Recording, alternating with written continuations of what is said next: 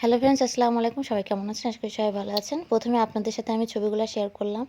আমার হাসব্যান্ডের সাথে কিছু ছবি এবং আমার একার কিছু ছবি। দেখুন কেমন ছিলাম। এই ছবিগুলা বা ভিডিওটা অনেকদিন আগের, প্রায় ২-৩ বছর আগের এই ভিডিওটা। তো ফোনের গ্যালারিতে ছিল। তাই ভাবলাম একটু আপনাদের সাথে শেয়ার করি। এটা হচ্ছে আমার শ্বশুরবাড়ির বাগান। আর দেখুন বাগানটা কত সুন্দর। চারিদিকে গ্রাম্য একটা ভাব, গ্রাম্য ভাব থাকবেই, কারণ এটা গ্রামের বাসা। আর এদিকে আমার হাসব্যান্ডের সাথে চলে গেলাম প্যারাডাইসে। যাই সুন্দর একটা মিষ্টি খেয়ে আসলাম। মিষ্টির রিভিউটা খুবই সুন্দর। আমি আরকি রিভিউটা দিয়েছিলাম। রিভিউর কথাটা আমি দিতে পারলাম না। যাই হোক, আমি নিজেই বলছি এখানে এত সুন্দর একটা মিষ্টি ছিল যে মিষ্টিটা খেয়ে আসলেই খুব ভালো লাগছিল। আর মিষ্টিটার খুবই সুন্দর একটা স্বাদ ছিল। কি যেন মিষ্টির নামটা বলেছিল? যাই হোক, ভুলে গিয়েছি। প্যারাডাইসের মিষ্টিগুলা কিন্তু খুবই স্বাদ। আর আমাদের পাবনার বিখ্যাত প্যারাডাইস এ নামকরা। সবসময় আগাগোড়া থেকেই বিখ্যাত। প্যারাডাইসের প্যারাগুলা বেশি বিখ্যাত। আর নতুন মিষ্টি আরও আসছে। আর এখানে দুধ চা তো একদমই অনেক বেশি বিখ্যাত। ৯টা বাজলেই দুধ চা দেওয়া বন্ধ হয়ে যায়। তো আমরা একটু দেরি করেই গিয়েছিলাম। যাই লাস্টের দিকে চাটা পেয়েছিলাম, না হলে পেতাম না। আগে প্যারাডাইসে গিয়েছি যাতে চাটা খাওয়া যায়। চাটা অনেক স্বাদ ছিল। আমার হাসব্যান্ড আমাকে একটু ভিডিও করে দিচ্ছিল। আমার একটু লজ্জা লাগছিল। চারদিকে মানুষজন ছিল। আমি চা রিভিউ করছিলাম।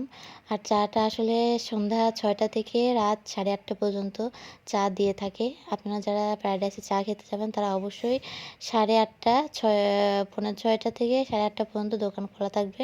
শুধুমাত্র চা'র জন্য আপনারা যেয়ে চা খেয়ে আসতে পারবেন। এখানে দেখুন অনেক সুন্দর মিষ্টি। মনে হচ্ছিল সবগুলা একটা করে খাই। অবশ্য সবগুলাই খেয়েছিলাম একটা করে। তো যাই হোক, এখানে আমি আমার হাসব্যান্ডের সাথে মেডিসিনের দোকানে আসলাম আমার বাচ্চার কিছু মেডিসিন নেওয়ার জন্য। কারণ মেডিসিনটা এইজন্য নিয়েছিলাম তারও কিছু মেডিসিন নেওয়ার ছিল, আমারও ছিল। আমার বেবির একটু ঠান্ডা লেগেছিল, যার কারণে আরকি এই মেডিসিনটা নেওয়া। তো যাই হোক, আপনাদের সাথে একটু শেয়ার করছি আমি। তো দেখুন মেডিসিনগুলো আমি নিয়েছিলাম একটা।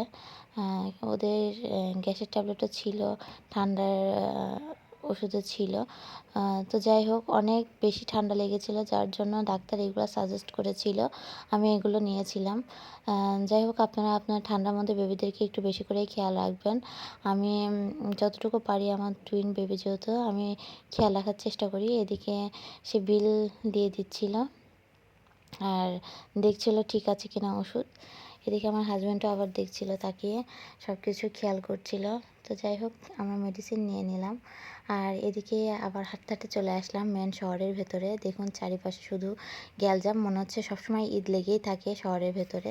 আর এই চুড়িওয়ালা কিন্তু অনেক পুরাতন। আপনারা চাইলে এখান থেকে সুন্দর চুড়ি কিনতে পারেন। আমি একটি চুড়ি কিনেছিলাম, এক জোড়া। খুবই সুন্দর, আসলে রং ওঠে না চুড়িটা। যাই হোক, চুড়িটা একদিন আপনাদের সাথে শেয়ার করব কোন চুড়ি কিনেছিলাম। তো যাই হোক, এই তো চারিদিকে শুধু গ্যালজাম আর মানুষের ভিড় চারিদিকে।